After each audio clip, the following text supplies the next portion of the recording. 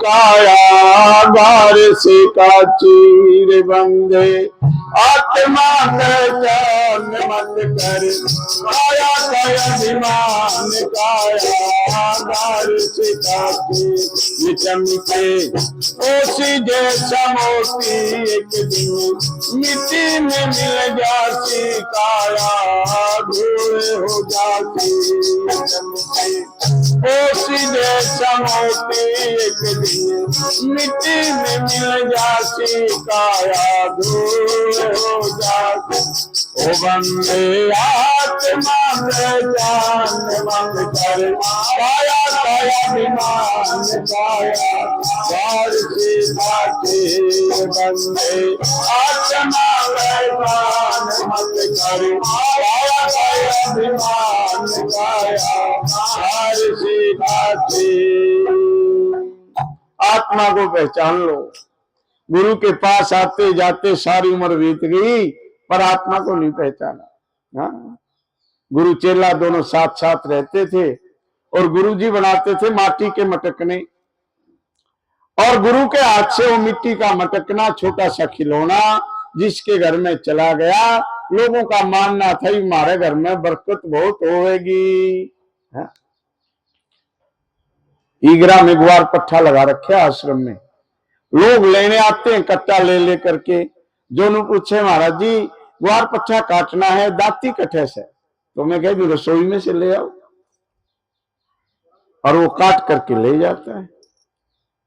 एक आध कवे जो महाराज जी काट के देंगे ना उससे आराम बहुत हो है वो एक आधा कोई आओ एक आधा वो कहता है महाराज जी हमने तो आप ही काट के दे दो। मैंने कहा मेरे में तो भाई टाइम लगेगा तो बोले कोई बात नहीं। बहुत बड़े घर का आदमी था माले आज इसकी परीक्षा लेते ग्वार पट्टे की 10 ही वो पत्ती काटनी है तो कितना टाइम लगना मैं दे देता। कि कभी कभी हमारा भी सिस्टम हो जाए दूसरा माँ जिसको देखेंगे किसा भगत है तो मैंने 4 बजा दी। मैंने कहा भाई तड़के मिलेगा। बोला कोई बात नहीं जी दाल फुल्का उरे चखांगे पर ले जाऊंगा आपके हाथ का। मैंने कहा ये बात करे सीख क्या ये बता पहले। बोला मेरी माँ ने नू कहा है अपने आप नहीं काट के लाना महाराज जी का हाथ से ही कटवाना और उन्हीं का हाथ से लेके आना चुचकार के और ये दक्षिणा है ये चढ़ाया ये पर लाना है उनके हाथ का। मैंने क्यों अगला दिन करना था मैंने तो उसकी आत्मा को पहचाना उसका भाव देखा और उसकी आंख में पानी आ गया। कहता है महाराज चाहे तड़के दो और चाहे परसों गुदड़े आपके दोहरे बतेरे हैं जगह बतेरी है पर मैं ले जाऊंगा आपके हाथ से। जब ऐसा भाव देखा तो मैं दांती लेकर के नीचे गया और उसका कट्टे में डाल के मैंने कहा वाह भाई वाह वास्तव में तो 10 बजे आया था और 4 बज गए।